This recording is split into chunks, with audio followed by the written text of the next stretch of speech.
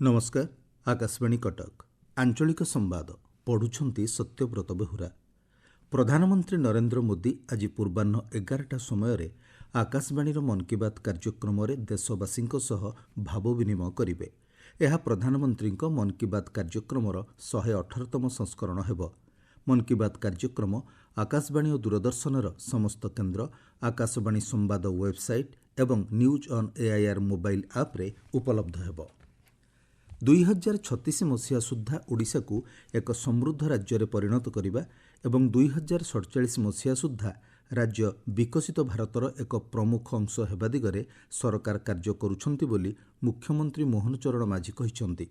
Singapore राष्ट्रपति ओडिशा गस्त परिप्रेक्षी रे भुवनेश्वर लोकसेवा भवन सम्मिलनी कक्ष आयोजित सांबादिक सम्मिलनी रे मुख्यमंत्री कहिसंती ओडिशा और सिंगापुर मध्यरे 8टी बुझामणा पत्र स्वाक्षरित होईछि। एगुड़िक कार्यकारी हेबा परे ओडिशा विश्वर अग्रणी देशगुड़िक सह समकक्ष होई परिबो। इडको सह सिंगापुर विश्व स्तरीय मल्टी प्रोडक्ट इंडस्ट्रियल पार्क प्रतिष्ठा करा जिबा पई सेमकोर सहित एक एमओयू साइन हेछि। एथिरे पारादीप रे एक ग्रीन शिपिंग कॉरिडोर और एक ग्रीन हाइड्रोजन प्लांट स्थापना करा। पीसीपीआईआर अंचलर विकास पई एक विस्तृत मास्टर प्लान प्रस्तुत करा। ग्रीन हाइड्रोजन और सोलार एनर्जी परी विभिन्न विकल्प समाधान सूत्र बाहर करा जिवो आ सेति पई उभय पक्ष तरफरु सकारात्मक आलोचना हेछि। भुवनेश्वर थिबा राजभवन उद्यान वर्ष को एकाधिक थर खोलिबा उपरे राज्यपाल डॉक्टर हरिबाबू कंभमपाटी गुरुत्वारोप करिसंती। गतकाली राजभवन उद्यान परिदर्शन रे आसीथिबा लोकंक सह राज्यपाल वार्तालाप करथिले। गत 13 तारिखरु राजभवन उद्यान खोलिबा परे 30,000 रु अधिक जनसाधारण परिदर्शन करिसंती। आसंता 22 तारिख पर्यंत यह सर्वसाधारणक पई खोला रहिबो। ओडिशा हाइकोर्टर मुख्य विचारपति जस्टिस चक्रधारी शरण सिंह आज अवसर ग्रहण करुछंती। हाइकोर्टर विचारपति जस्टिस अरिंदम सिन्हा आसंता कालीठारू कार्यकारी मुख्य विचारपति भावे दायित्व निर्वाह करिवे। राष्ट्रपति अनुमोदन पर केन्द्र आईन और न्याय मंत्रालय पक्षरु एने विज्ञप्ति प्रकाश पाइछि। उपमुख्यमंत्री प्रभाती परिडा आभासी माध्यम राज्यर समस्त जिलापाल मानक सह सुभद्रा योजनार कार्यान्वयन संपर्क में समीक्षा करिसंती। बैठक में श्रीमती परिडा योजना अंतर्गत क्षेत्र अनुध्यान कार्य शीघ्र शेष करने को निर्देश देइछंती। एहा सह ई-केवाईसी प्रक्रिया त्वरान्वित करने पई से जिलापाल मानक परामर्श देइछंती। योजन एपर्यंत ऑप्ट इन प्रक्रिया 12,773 जन हिताधिकारी जोड़ी होइछंती। स्वामित्व योजना संपत्ति मालिकों को सशक्त करने सह ग्रामीण भारत में उन्नत भित्तिभूमि, आर्थिक स्थिरता और स्थायी विकास को त्वरान्वित करिबो बोली उपमुख्यमंत्री प्रभाती परिडा कहिसंती। एही योजना दारिद्र्य ह्रास करिबारे सहायक हेबो। महिलांक सामाजिक अर्थनैतिक सशक्तिकरण क्षेत्र में स्वामित्व योजना माइलखुंट साब्यस्त हेबो बोली श्रीमती परिडा कहिसंती। प्रधानमंत्री नरेंद्र मोदी गतकाली स्वामित्व योजना 65 लाख संपत्ति कार्ड बंटन करथिले।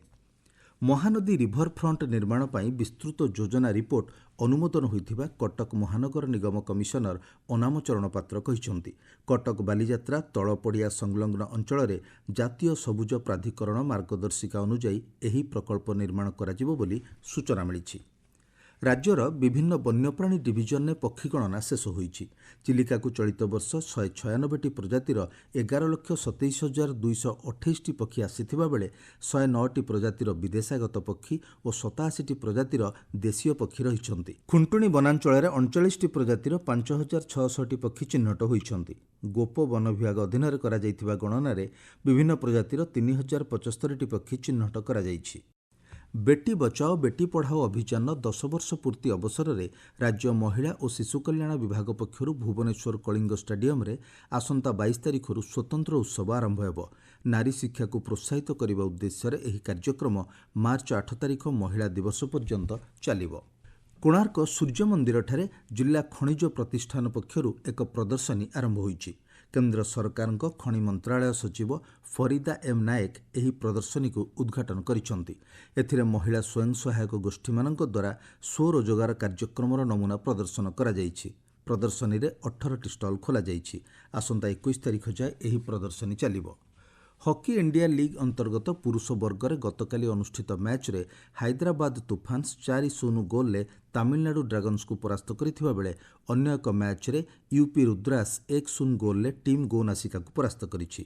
ଆଜି ମହିଳା ବର୍ଗରେ ରାଉରକେଲା ବିର୍ସାମୁଣ୍ଡା ହକି ଷ୍ଟାଡିୟମରେ ସନ୍ଧ୍ୟା 6ଟାରେ ଓଡ଼ିଶା ୱାରିୟର୍ସ ଓ ସ୍ରାଚିରାର ବେଙ୍ଗଲ ଟାଇଗର୍ସ ମଧ୍ୟରେ ଏବଂ ପୁରୁଷ ବର୍ଗରେ କଳିଙ୍ଗ ଲାନ୍ସର୍ସ ଓ ଦିଲ୍ଲୀ ଏସ୍ଜି ପାଇପର୍ସ ମଧ୍ୟରେ ରାତି 8:15 ମ୍ୟାଚ୍ ଅନୁଷ୍ଠିତ ହେବ। ଆଞ୍ଚଳିକ ସମ୍ବାଦ ବର୍ତ୍ତମାନ ପାଇଁ ଏତିକି। ପରବର୍ତ୍ତୀ ଆଞ୍ଚଳିକ ସମ୍ବାଦ ଶୁଣିପାରିବେ ଅପରାହ୍ନ 2:32 ମିନିଟ୍ରେ।